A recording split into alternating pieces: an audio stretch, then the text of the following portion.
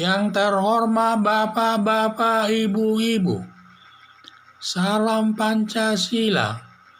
Bapak-bapak, Ibu-ibu yang melihat video saya ini, tolong jangan lupa subscribe, like, dan di-share. Sifatnya gratis.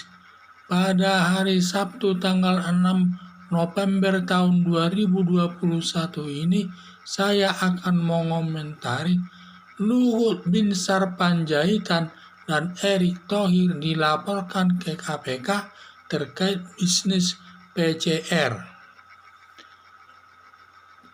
Dalam masa pandemi virus corona menyebabkan setiap penumpang ke luar negeri wajib tes PCR dengan biaya berkisar antara 250.000 sampai 400.000 per orang dan selalu berubah-ubah biayanya dan penumpangnya keberatan membayarnya.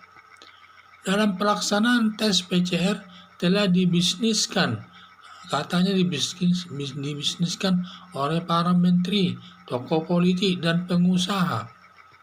Menteri yang membisniskan PCR dituduh Menteri Luhut Binsar Panjaitan dan Menteri BUMN Erick Thohir. Kemudian ada yang melaporkan ke KPK.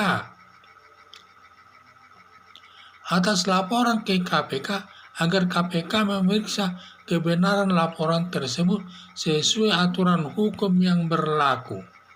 Setelah mengikuti tuduhan dan bantahan terkait bisnis PCR tersebut sebagai berikut. Melihat tudingan penuduh dan jawaban dari Luhut Binsar Panjaitan dan staf Erick Thohir, dapat saya simpulkan bahwa inti daripada tuduhan tersebut adalah masalah bisnis PCR.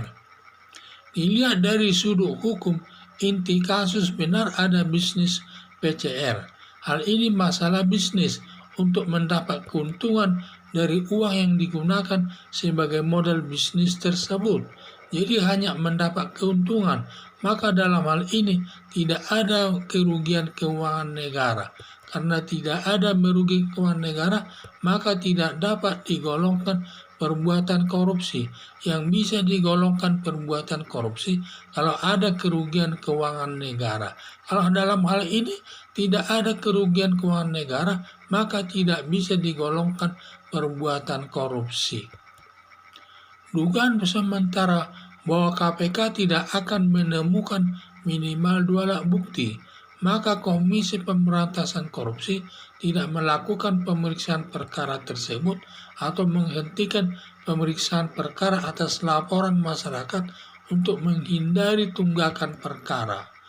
Harapan saya, bila tidak ditemukan minimal 2 alat bukti atas bisnis PCR, agar KPK menghentikan penyelidikannya dan pelapornya dilaporkan kepada polisi dengan tuduhan merusak nama baik Luhut Binsar Panjaitan dan Erick Thohir. Ini melanggar pasal 310 KUHP yang ancaman hukumannya 9 bulan dan dapat dikenakan Undang-Undang ITE yang ancaman hukumannya selama 6 tahun. Dan perlu itu dilaporkan kembali agar orang tersebut tidak sembarangan melaporkan orang lain tetapi faktanya tidak ada. Jadi kalau melaporkan sesuatu masalah kepada para penegak hukum harus lengkap datanya, harus didukung datanya yang ada. Kalau tidak ada datanya, nanti dia dituding membuat laporan palsu sehingga dapat dituntut di muka hakim yang ancaman hukumannya nanti sampai 7-9 bulan. Ini yang saya lihat. Jadi kita tidak boleh sembarangan menuduh orang lain melakukan perbuatan korupsi. Memang benar di mana kasus daripada bisnis PCR tersebut memang katanya ada benarnya kalau saya lihat pembicaraan antara kedua belah pihak. Ada yang menyatakan bahwa biaya tersebut berubah-ubah, katanya di situ ada peranan BPKP dan lain sebagainya. Dan yang itu menerapkannya itu adalah pihak pemerintah, bukan pelaksana tersebut. Sedangkan bisnis PCR-nya itu mereka hanya melakukan bisnis PCR. Kalau hanya melaksanakan bisnis PCR ini, sifatnya ini berbisnis dalam arti hanya mencari keuntungan dari modal yang sudah dia keluarkannya. Tentu kalau kita mengeluarkan modal, tentu kita harus mencari keuntungan sehingga dia hanya mendapat keuntungan dari hal tersebut. Dan keuntungan yang diperolehnya itu tidak ada merugikan keuangan negara. Jadi 1 sen pun tidak ada kerugian keuangan negara di sini. Yang bisa digolongkan perbuatan korupsi apabila perbuatan tersebut merugikan keuangan negara.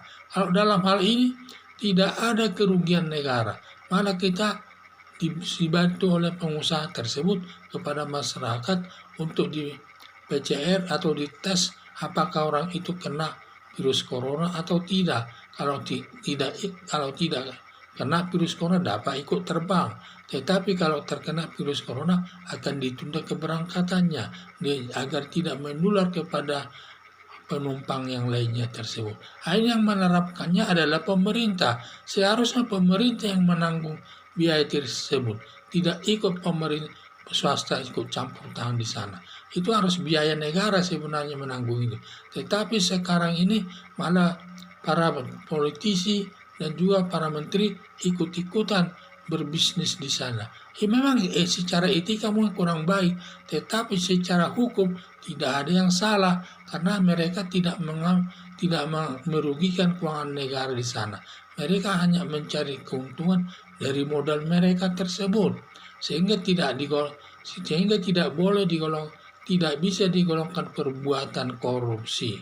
Karena tidak bisa digolongkan perbuatan korupsi, mungkin KPK tidak akan menemukan nanti minimal 2 alat buktinya, tentu perkara itu akan dihentikan.